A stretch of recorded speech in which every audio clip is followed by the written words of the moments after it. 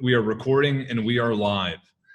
So folks, again, thank you for coming. I know these are strange times. I'm not sure what everyone's schedule is like, but I assume that this is a good moment to take advantage of using time to do webinars like this, which is why we decided to put it on. Obviously, today's webinar's title is Gaining a Competitive Edge with GPS Performance Tracking in the High School Setting. Now, obviously, we have Everett Coleman and Phil Mosley in from the Kincaid School in Houston, Texas. That is a high school, but I suppose that a lot of the content that we will be discussing will be applicable to many different settings. And if you are attending and you are a coach in a non-high school setting, don't let this deter you from asking some questions. DJ is a person from Catapult on the panel that has experience across a lot of different competitive industries and levels. So DJ is still going to be a good resource for everyone in attendance here in this webinar. So first couple of things, I want to go over some housekeeping. As many people may know, TeamBuildr released a 5-week at-home bodyweight training program. This is a free training program. I will have the link to you, and if you want to access this, this is a program that can be downloaded into a free TeamBuildr account and in one click be assigned to a group of athletes or a group of trainees. So regardless if it's your athletes or if it's a group of folks who are seeking some training content from you, this at least can be a good start. And with all of our programs, they are fully customizable and editable. This is meant to be a resource to you. In addition to that, we have 3 other at-home programs. One is Speed and Power. This is a ballistics type training program as well. And then we even have some coach fit programs for the coaches out there who want to get involved and get working as well. We have something for you too. The TeamBuildr trial is free till April 30th. We did this back in March, but just know that if you are interested in TeamBuildr, you're welcome to use the trial. April 30th, you can use all of our training programs for free. You can use it all you want, and then on the 30th, you're welcome to just drop us like a hot bag of potatoes, no problem. This webinar is being recorded. This is one of the biggest questions I get. If you're a little bit late, don't worry, we're recording, and the recording will be sent out either today or tomorrow once the webinar is over. Lastly, feel free to use the Q&A. So the Q&A is where we will take a lot of questions from the audience once we finish the panel discussion. I see some folks using the chat. That's fine as well, but Q&A is also useful. All right, the session format, the intro, that's what we're doing right now. Next, we're going to talk a little bit about getting started with Catapult. So in other words, for folks who don't use Catapult, maybe the first questions you have is, what does this process look like? How do I even evaluate this tool? How do I even communicate how this tool is valuable to the people who approve these purchases? I think that's useful to go over instead of just talking about how we use Catapult and the Kincaid School uses it. It might be helpful to talk about how the Kincaid School actually acquired this technology and kind of had that discussion with the folks at their organization. Next, we'll get into the panel discussion, of course, which is the main event. And then once the panel discussion kind of winds down, we'll turn it over to audience Q&A. Lastly, I just want to explain a little bit about the partnership that TeamBuildr has with Catapult. This is a proud partnership. Obviously, Catapult is a leader or the leader in GPS technology around the world. TeamBuildr is happy to partner with them.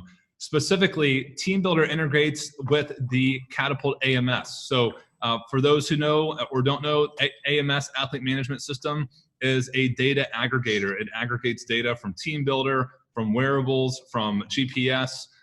It is an excellent tool. We're happy to partner with Catapult and actually hope to kind of expand on that and add some additional functionality into the future. Okay, so with that out of the way, let me go ahead and introduce our speakers. So I want to go ahead and introduce dj.callender, who is from Catapult. Thank you, DJ, for joining us. Yeah, thanks for having us, Hewitt. And I want to introduce Everett Cole, who is from the Kincaid School, head strength and conditioning coach, and as well as his assistant strength and conditioning coach, Phil Mosley. Thanks, guys, for joining us. Thanks for having us. Thanks for having us. Thank you. Absolutely. So obviously, the Kincaid School is a customer of both Team Builder and Catapult, which is why we brought them in here.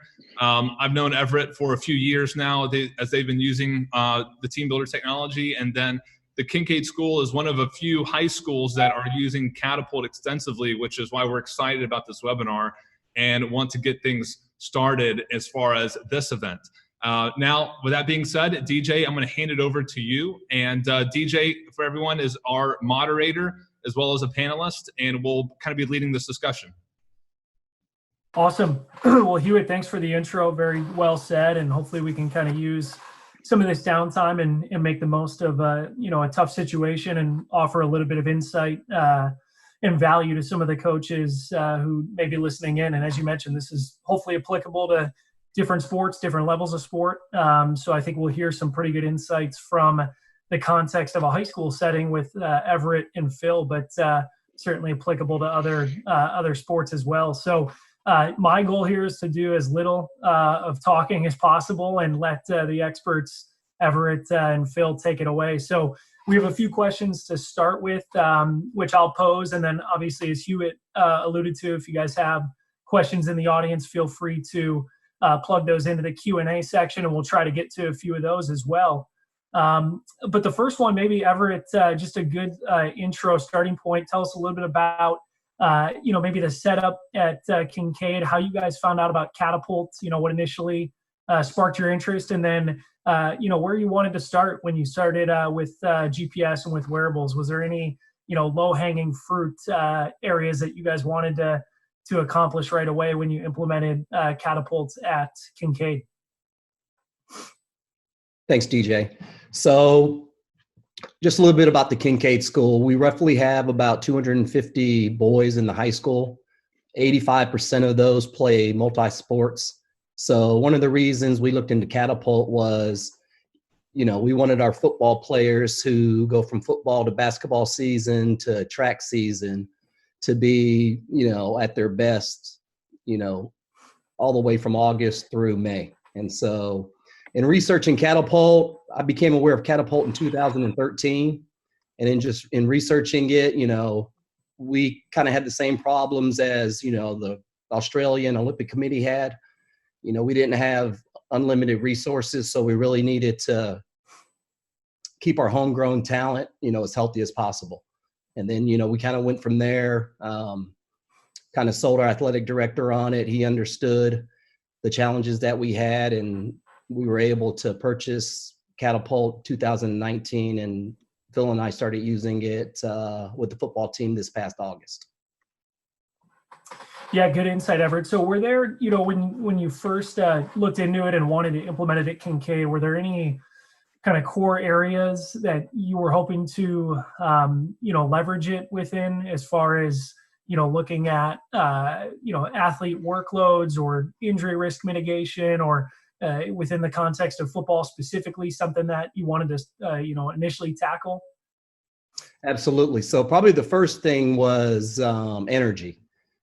For those that have never gone through a 2 days in Texas, our heat indexes can get anywhere from 113 to 115. And so we wanted reliable data to tell our athletes, hey, how many calories they should be putting back into their bodies, between the 2-a-day sessions or after our training session. And obviously distance. We were under the impression that our football coach was running our kids too much compared to game type situations. And after putting the catapults on them, we determined the data just said, it wasn't true. Practices probably about 85% of game type situations. So, that was reliable data we could take back to the football coach, and, his gut instinct actually was pretty spot on. Good. I like it. So trying to take some of that more objective feedback and see if it aligned with, the old eye test and, what kind of the pulse you had on the workload and the program and what you guys were doing. Good. I guess, the next question I wanted to open up was, are there any specific metrics or data points, Everett or Phil, that you guys initially, wanted to look at or have a better understanding of, either in the context of football specifically or just in athlete performance? And I see you guys have the slide up here Phil, appreciate you kind of pulling that together. But if you want to speak on any of those specifically, I think that'd be great. Everett, you want me to take that one? Absolutely.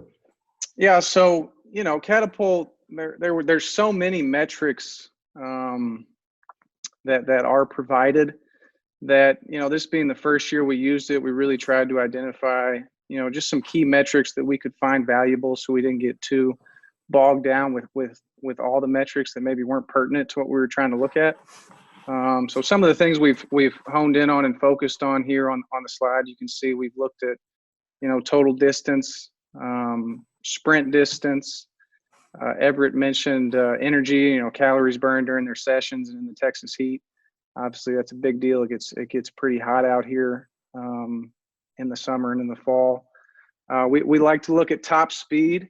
I think before having Catapult, with a coach's eye, you can kind of see, who your fast kids are and who your fast kids are not.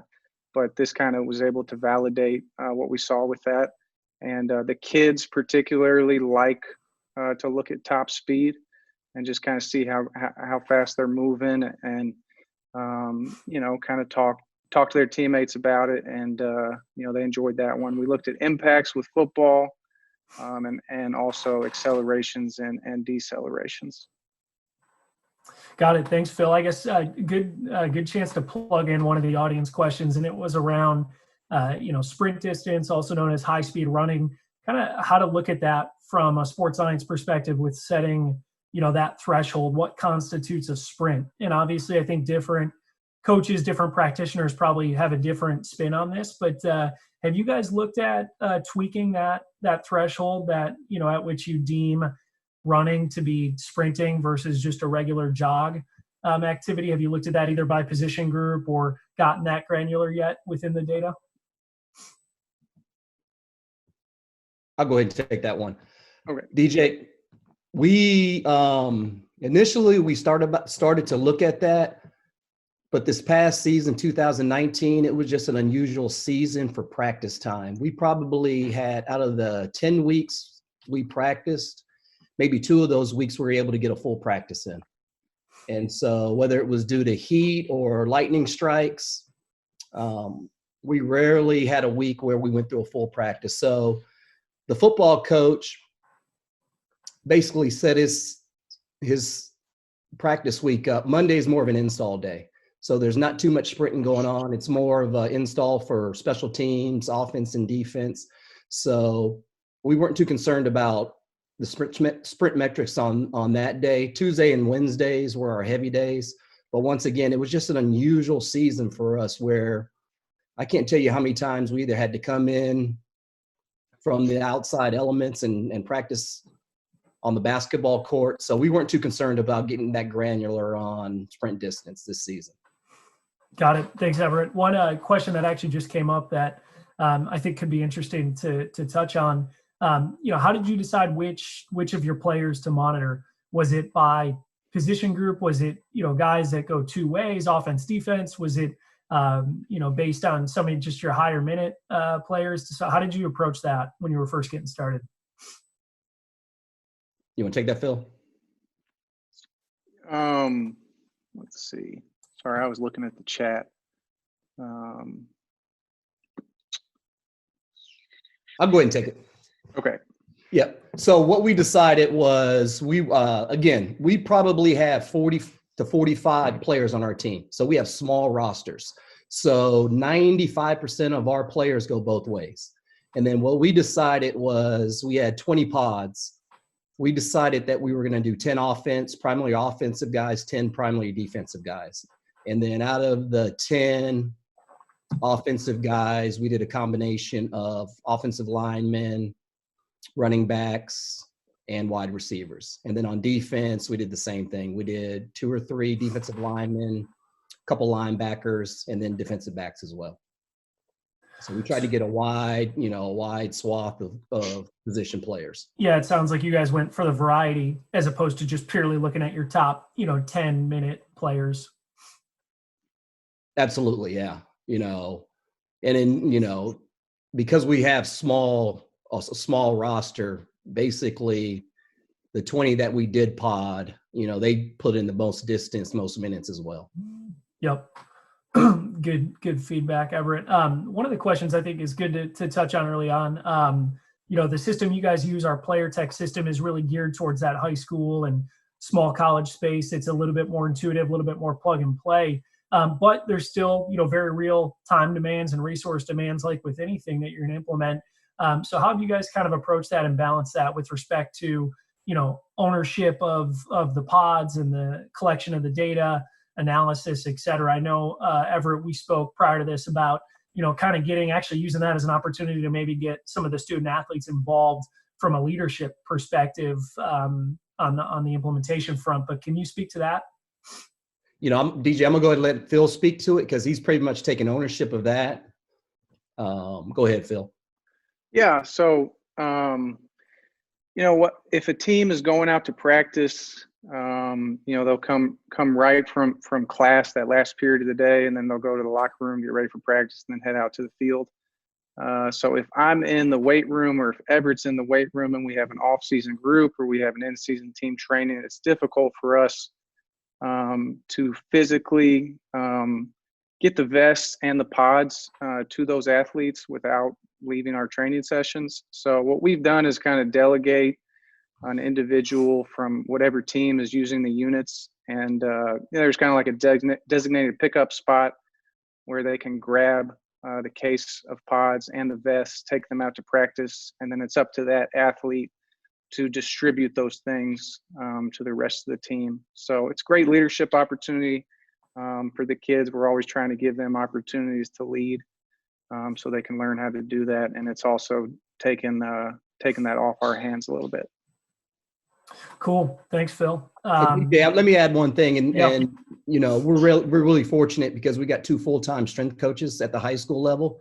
So our weight room's not very big. It's about 3,000 square feet. So one of the ways we've been able to adjust with training schedules is on some days we will take teams and we'll train them outside, whether it's with kettlebells or it'll be tend to be more of an explosive day closer to playing.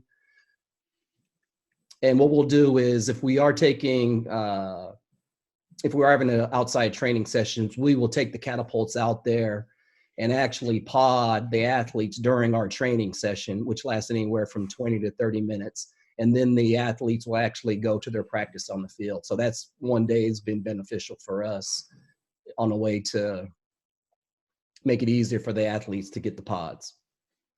Hey, and Everett, this is Hewitt here. And follow up to that, do you guys have 2 full-time strength coaches? Is that the optimal amount of manpower that you need to run the units, or could a program do it with just one, or would they benefit from having more? I mean, you would obviously benefit from having more. The thing that has helped us is we usually lean on one of the assistant coaches on the field to oversee the players and the pods. So in a way, we're actually using one of the assistant coaches as manpower or woman power to help us with the transition and logistics of, getting the pods on the players and bring them back to our desks. And also what we do is we don't ask them to sync up anything. Phil and I, all the athletes and the assistant coaches will have to do is put the case on our desk. We take care of all the syncing. We take care of all powering up the pods. We take care of all washing the vest as well. So we try to make it as seamless as possible for the coaches and the players to use the system. Yeah, and Hewitt, just to piggyback on that, we have a lot of teams at that high school, small college, even youth club, youth academy level who don't have a strength coach, and it's oftentimes the head coach or an assistant coach who is driving the initiative. And maybe it's someone who's just passionate about performance or more data driven. So, it's certainly not a non-starter if you're not, a certified strength coach or don't have that background. And I think that's something that, we understood as a company, and a big reason why we've invested in the player tech platform, which is the offering for that space in terms of ease of use and time investment and things of that nature, price point, et cetera. So I just wanted to add some additional color there. Everett, maybe a good opportunity to talk about how you guys have approached staff communication, student athlete communication. I'm sure that's a question that comes up in coaches' minds a lot is, how do we articulate the data? What do we share? What do we not share? What type of feedback do we provide? Does it help with communication across different functional areas, strength staff, head coaching group, et cetera? So if you can speak on that, I think it'd be beneficial. So good question, DJ. So I'm also, with being the head strength condition, I'm also the football coach, a defensive back coach. So once we started using these in August, Phil and I decided that we were going to learn the system before we allowed any of the head coaches to really provide any input, just because we didn't want to be bombarded with a bunch of questions and not have any answers for them. And so with the football season, we really didn't bother the head coach too much with all the analytics. Phil and I just kind of shared it with the players. And one of the questions was, do we use them during the game? Absolutely. That's kind of our benchmark for setting up practices and determining, how much an athlete should run or how long practices should be. So in a nutshell, we really didn't bother the football coach too much. When it got to the soccer season and we were cut short, we were potting also our lacrosse teams, girls and boys lacrosse. We were starting to give, because we felt more comfortable with it, we were starting to give those coaches a lot more feedback as far as the analytics we were receiving from the Catapults. And then another good thing is our weight room is separated from our offices, but Phil is located in the offices. So throughout the day, Phil was able to take questions and answer questions and provide feedback to all the coaches in that office. So that helped out a lot. Yeah, Everett, I saw the question in regards to using the pods during the games as well. And I think you touched on it. And just to expand on that, I think that's a key use of the system, because that's how a lot of coaches then work backwards and design practice plans and understand what maybe an ideal practice needs to look like to prepare for the demands of the game. Absolutely, yeah. And, so I travel with the football team. So for away games, I would take the cases and pod the guys, before pregame. As far as soccer and lacrosse season, what helped us was giving ownership to one of the assistant coaches. And then after a while, we felt comfortable enough to where we allowed those assistant coaches to actually take the cases, pod the kids, and really didn't have any issues as far as, the cases being returned in a timely fashion and syncing up the information so that it was ready for practice on Monday morning. Cool. What, Everett, I'm sure a common question in everyone's mind is kind of how to present this to administration to get buy-in on the front end and to try to articulate it. Obviously, folks have, concerns sometimes about bringing new initiatives to, their administration, their leadership. So how did you guys approach that in terms of some of those early conversations when you were thinking about doing this, or, how you described kind of the value that it might bring to your coaching staff and ultimately for the student athletes? Phil, you want to take that one? Well, you kind of would have better answer on that one, I think. Yeah. So again, at the end of the season, our athletic trainers, they do a great job providing injury reports. And we just noticed that, again, when you have 85% of your athletic athletes, playing two or three sports, you want to make sure that they're as fresh in April as they were in August. And so for us, it was, how do we keep our athletes on the field for 9 months? And, we're not, we don't have the luxury of sitting players like the NBA does, game load management and all that. So this for us was an easy sell to our athletic director and stakeholders, especially the parents, because,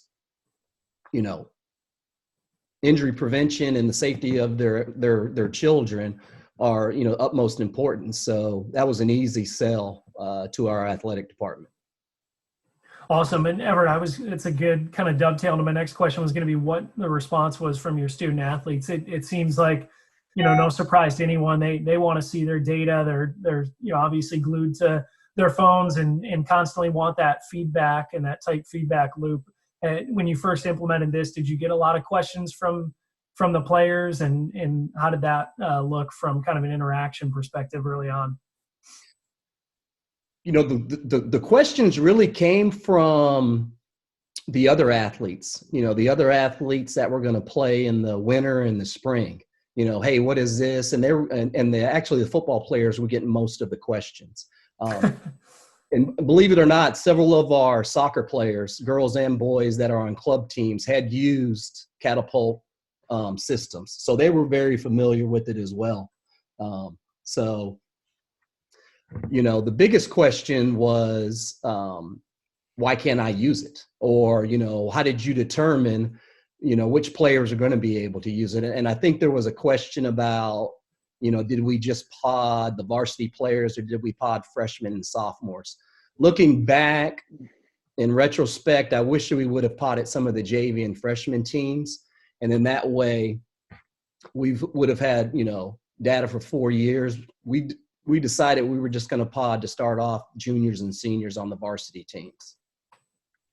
Cool. Yeah. And I think that's how a lot of coaches and teams will approach it, both from a, logistics standpoint, but also that initial investment is just, starting with an initial group and, proving out that value and getting the buy-in and then expanding from there, which is, obviously feasible enough to add more units in the future once you get that buy-in, once you hear, how valuable it can be from the players and from the coaches. Yeah, and also one of the other, advantages that we were able to use was, this wasn't a seasonal analysis. We were going to use this 12 months out of the year. We actually presented the idea of, during the coronavirus to hand out some of the pods to our athletes and then have them sync up everything and power up everything. And then when we returned back to school, we were going to sync up all that data and, be able to see, how hard they were training compared to what they were doing, August through April. So this is a 12-month investment. It's not a seasonal investment. And then you're able to go from your football team to your soccer team, to your track and baseball team. So, that's an easy sell right there to the athletic program as well. Sure. And one of the other things we thought about doing was, and logistically, it just didn't work for us. It was, instead of just taking more so in the spring when there are more sports outside. So we have lacrosse, we have track, we have baseball, and we have softball. One of the idea was to pod all 4 teams. And logistically, it just wasn't going to work with us. So we just decided to take the lacrosse team during the spring season. Yep. Here's an interesting question. Who cleans the vests and how often? Is that something you guys just throw in with other laundry after practice? Great question. So initially we were going to put the ownership on the players, but if 15 and 16-year-old, specifically boys, you probably don't want them taking those vests home and washing them.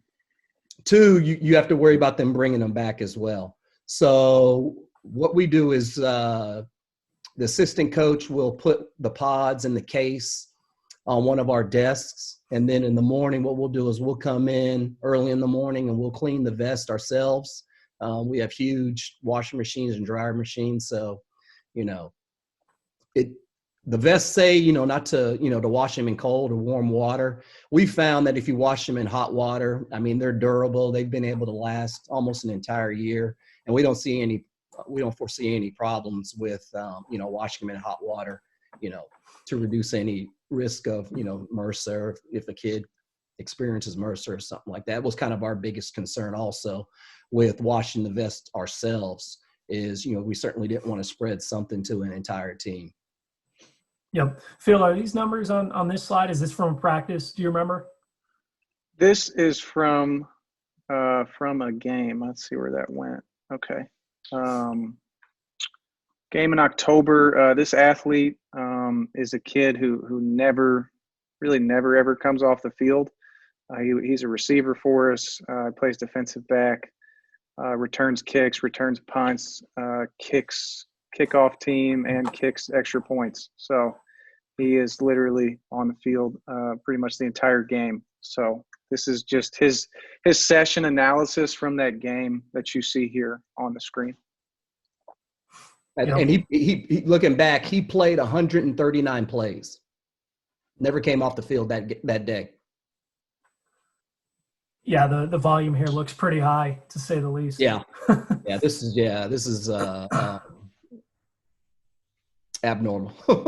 Would it be useful to? Hey, sorry guys, it's Hewitt here. Would it be useful to maybe, like, if a high school, if one of your coaches looked at this and asked you to kind of walk them through some of these metrics, what would be some things on this panel that you would try to point out or interpret for a sports coach? You want to take that, Phil? Yeah. So, I mean, we just look at, some of those metrics we touched on earlier, distance, sprint distance, energy and calories, sprints and top speed. And I think I heard Tommy Moffitt in a webinar for the coaches versus COVID-19 a few weeks back. When coaches are in the middle of their season, they have so much going on in their heads that they're trying to figure out as far as practice plans and strategy and game planning, that to try to interpret a bunch of data to them is something that they might not want to hear, or they might definitely not understand, like Everett touched on earlier. So one thing Coach Moffitt mentioned is like analogies that can make sense for them. And I think he said, I don't know if it was Les Miles or Orgeron's a big poker player. So using like a poker analogy that, if you go all in on practice on Tuesday or Wednesday, and here are the stats to say that if you go all in, you're not going to have any chips at the table on Friday. So I thought that was a great analogy that he used the other day as far as trying to interpret this data to coaches. But yeah, just those metrics that we talked about earlier would be things that we would share with the coaches. Yep.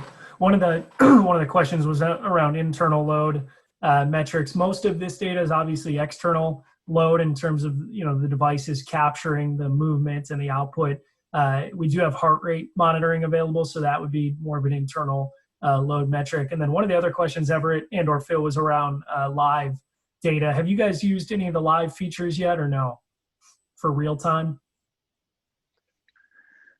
We have a little bit during football. Everett's coaching football, and I get to be down there on the sidelines. So at times I would take my phone out and kind of look at what kids were doing on the field in real time. If it was a play where a receiver ran a go route, and let's see how fast he just went on that go route, and look at it on my phone. That was something we had begun to explore a little bit. Yeah, this system, Player Tech, does have a live kind of real-time snapshot feature, which would show up on iPhone or iPad. So there is that ability to occasionally glance over and see how the athletes are performing in more of a real-time context. Guys, one of the questions was around the mechanism for wearing the pod. You guys use the vests, I assume, with the pod sitting kind of in a pouch in between the shoulder blades, right? Yeah. And that goes under the shoulder pads, right? Yeah, that goes under the shoulder pads. And, so what we will do is, we would try to get out there early, hand them the vest, and, have them put their pods on. Every now and then a kid might show up late. So what we'll do is, they might already have the vest, and by the time practice starts, they haven't come out there yet, but we'll have a case, and all we'll do is we'll pull the pod out, and it's easily fits just right above the shoulder pad. So you're able to put that pod in while the player has on shoulder pads as well. And I don't know how many are familiar with lacrosse, but lacrosse has a similar setup. The mechanism isn't as big as shoulder pads, but with lacrosse kids as well, the athletes as well, you're able just to place that pod right in the pouch with their equipment on or obviously with it off. Yep. Good. Just scanning through a few of these other questions. Have you guys looked at any of like the metrics within a smaller time frame? For example, quarter by quarter or half by half, or warm up versus certain periods, and kind of compared player loads or any of the other metrics in that kind of a context? It's kind of funny. It's a great question, because as a football coach, really I'm a strength coach who helps coach football, but I've always read that football coaches, their pregame warm-up is off the charts compared to anything they're going to do in practice in football. And the data relayed that. Our pregame warm-ups were just ridiculous. They were, over 100% of what they were doing during a game or practice. And so, that was one of the communications that we had with the football coaches specifically was, hey, let's ramp down pregame warm-up because we're blowing our kids out, and then it's taken them, a half of a quarter or a quarter to get their legs back underneath them. And when you have only 40 to 45 kids on a roster, that's the last thing you want to do is, play from behind in the first quarter. So that was one of the metrics we looked at with regard to player load. Yep. One of the questions I just saw was asking about one of these metrics, work ratio. That's just a percentage of the session spent working versus resting, defined against a speed threshold. So anytime the athlete's at least jogging, that's defined as work. Anytime they are, walking around, sitting, standing still, that would be defined as rest. Excuse me. So that could be a good one to compare practices to games, or to look at positional groups and compare across positional or age groups. Everett, I think we talked a little bit about this. Do you guys do anything? So this is all obviously objective, hard data. Here's what the output was. Here's how hard the athletes were working. Do you guys do anything subjective with respect to player readiness or perceived exertion at Kincaid? Great question. So we've been using Team Builder since 2016. One of our former athletes was in the Chicago Cubs organization and came and worked out one day and recommended it to us. So, we've been partnering with Team Builder and Hewitt. So through their app, we've done readiness questionnaires. And then Catapult, I want to say back in January, began some readiness surveys. And we were just getting into that when, the coronavirus hit. So we been using Team Builder for questionnaires, and then hopefully as soon as we get back to this, we can start using Catapult game readiness questionnaires to help with that. Do you find that they oftentimes align the data and the actual workload, even in the context of Team Builder with the weight room and amount of weight put up and things of that nature, with respect to how the athletes are telling you how they feel and what they're reporting subjectively? I find it more with the sophomores, juniors, and seniors. The freshmen, I don't think, because, we haven't built a rapport with them yet. They don't understand our culture. So there is a tendency for our freshmen to fudge the numbers. But, with regard to sleeping and, they don't fully understand the importance of mindset recovery yet. But, through our education process, and Phil does a great job with that, with the mindset and the recovery. Our upperclassmen, it's more in alignment. Got it. Touch on that, Phil? No, man, you said it great. Hey, Hewitt jumping in here. Have there ever been an instance where you looked at Catapult data, since that workload was higher than expected, and then turned around and made adjustments to the strength training program via Team Builder?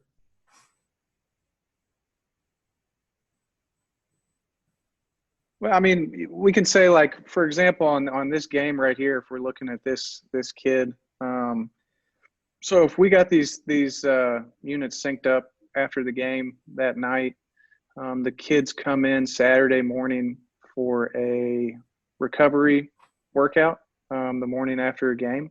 So if I know that this kid,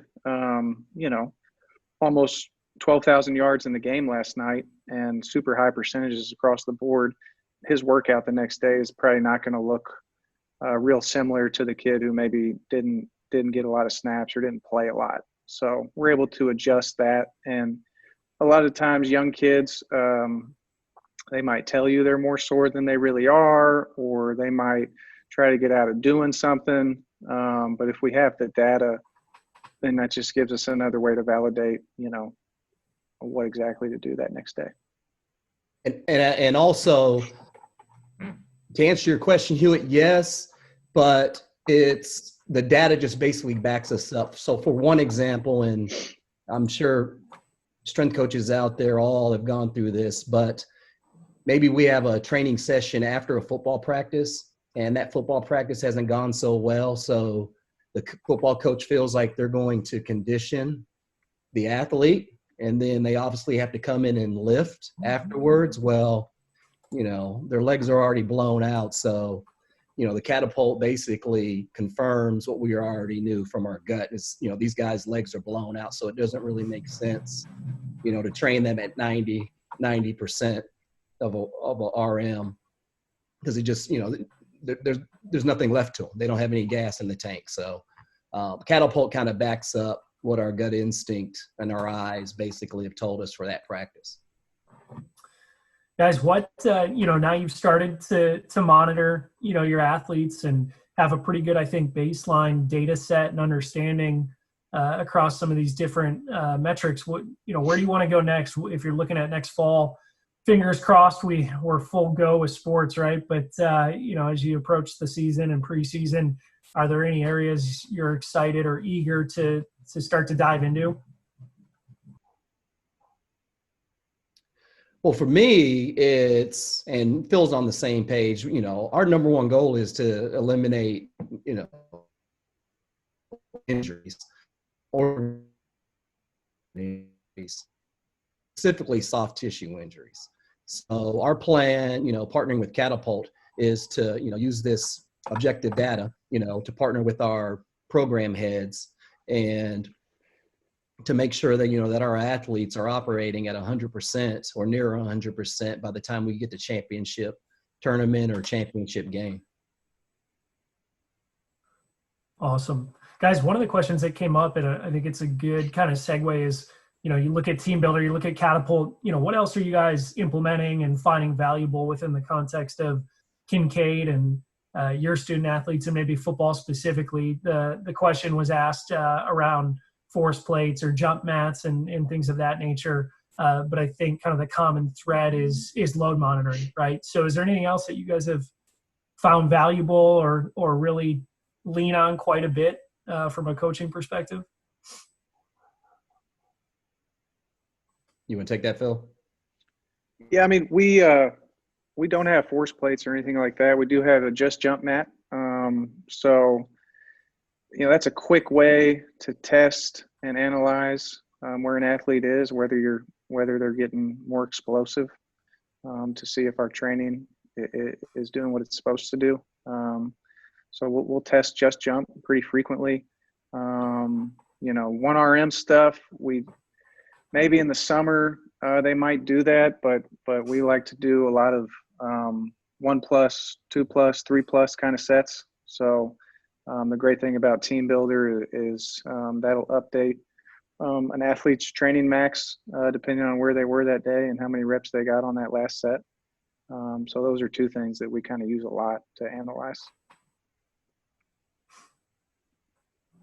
I've got a quick question in regards to the current situation.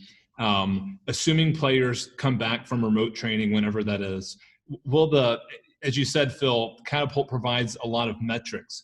Will you be changing the metrics that you look at when your players return and you start using Catapult again? Well, I mean, the thing about the coronavirus and the quarantine is that, strength is a quality that you can maintain for 30 or so days. But speed and explosiveness is something that if you're not doing it frequently, you're going to lose it pretty quick. So we hope our guys are sprinting and jumping. We've been trying to reiterate how important that is for them. My guess is when we do come back, because they're 15, 16-year-old kids, that maybe, some of them have been, some of them have not. And I think that'll be the case, for most programs across the country. But we're going to want to look at that speed metric for sure. And if it's a kid who was a sophomore or a junior and had the vest last year, are they as fast as they were when they left as when they're coming back? So that'll be one we're definitely going to want to look at. And to jump on that, I think one of the things I would look at, and again, it's all about educating the head football coach and the assistants, or the head coaches and the assistants, is, some of those coaches out there are going to try to, get these kids back up to speed as fast as possible. And as Phil mentioned, a third probably are sitting at home not doing anything right now. A third are probably doing a little bit what you asked them to do. And there's 1/3 that are, doing everything that you asked to, the 1/3 rule. So for us, I think it's going to be an education process with the coaches, telling them to understand, what these athletes have just gone through, and, not to put the pedal to the metal too fast with regard to distance. Yeah, in the same vein of education and educating other coaches, early on in the presentation, Everett, you said that you went to the AD and kind of posed the challenges that you were experiencing and how Catapult would solve them. I know this is a big question for a lot of folks who are not using Catapult but would like to. How exactly do you define the challenges to an AD, and how do you define Catapult as a solution to kind of get them on board and convince them that this is a worthwhile solution? So for me, it all started with our athletic trainers, and being on board with the athletic trainers and trying to reduce the susceptibility to injury. And so what we did was we took a two-pronged approach, and the athletic director met with the ATs and myself and Phil later on, and, just talked about injuries and what we could do to reduce the susceptibility to injuries. And so we also, basically brought it as, a way for families, to feel more comfortable with their athletes, reducing the susceptibility of injury as well. Everett and Phil, in terms of, key uses, obviously you guys have touched on soft tissue injury risk mitigation, and load monitoring as a whole. Any other key areas that you would speak to in terms of kind of where you're seeing value or where you want to go with it? And, I can provide just a couple of areas I've heard from other coaches in terms of the high school context, and that could be developmental pathways. What does a sophomore athlete look like relative to a senior athlete or JV to varsity? That could be one. Another being even recruiting conversations. Have you had any collegiate coaches ask to have an understanding of the Catapult data, or, hey, we have a wide receiver, here's what this wide receiver looks like relative to you guys? Has that come up? Or Everett, you briefly touched on it in the context of parent communication and parent feedback. Has it started coming up in any of those conversations as a way to add a little bit more objectivity and feedback within some of those tougher conversations that we all know coaches have to have from time to time? So I'll throw those few out there. Maybe the answer is none of them, but any other areas apart from just purely load monitoring that you would like to touch on? You want to touch that, Phil? Yeah, I think, DJ, what you mentioned about, seeing how a kid is developing from a freshman, sophomore to a junior to a senior, and being that we're in the high school setting, long-term athletic development is a phrase that gets tossed around a lot. And so, this is a great tool that absolutely can be used to kind of see how a kid is progressing through our program over a 4-year span. In the long-term athletic development model. So we'll absolutely be using it for that. And to piggyback off that, we did have a senior this year who's going to attend Tufts, and he was able to use some of the data to show his coaches actually top speed, how fast he was running during games and in practice. So in that one case, we've been able to have an athlete use the data to help with his recruiting process. Yeah, it came up, and this was probably 2 years ago. It came up in a conversation with a soccer coach, actually, who had a youth academy team using this system, the player tech system. And one of their girls was getting recruited to a collegiate program who also used player tech. And they were talking about some of her performance data in the context of playing style and formation. Hey, here's what our midfielders look like in the context of our style of play and how we approach the game. Obviously that's soccer specific, but I think it's somewhat, universal across sports, right? So interesting feedback to hear that come full circle. Hewitt, anything else on your end? Anything team builder specific you wanted to touch on? I was just going to say that player could shave a couple of milliseconds off their 40 if they just went to a local combine that used a handheld stopwatch. No, in all seriousness, no, this was really good. Look, the Q&A in the chat looks like it's kind of wound down a little bit. But just to emphasize, we will be sending out a follow-up email with everyone's contact info. If Phil and Everett give me permission, I'll include their contact info so that folks with follow-up questions can reach out directly. I know that's a big part of the education process as well, is just to get some one-on-one time. And then, of course, DJ, again, for folks who are outside the high school setting, DJ is a great resource for that as well, and can probably expand on Catapult applications, again, in other sports, other competition levels. So I want to encourage that. But on the team builder front, no, I think we're good. This has really been good. Again, I'll leave just a couple seconds here if anyone wants to throw a question or a chat question in there before we close this thing down. Yeah, thanks, Hewitt. One of the questions I just saw pop up was in regards to game load versus practice load, guys. So maybe that's a good area to kind of wrap up with. Have you guys started looking at, for football or even other sports, what the typical demands of a game are for players or positionally, and then trying to tailor practices to that? And if so, how have you done that? Has it been a conversation with the head coach or the position group coaches to say, hey, we're really doing too much or we're not doing enough? Here's evidence from the game. So I started to do that with the football coach, but the data just showed that we were probably at 85% of what game management was.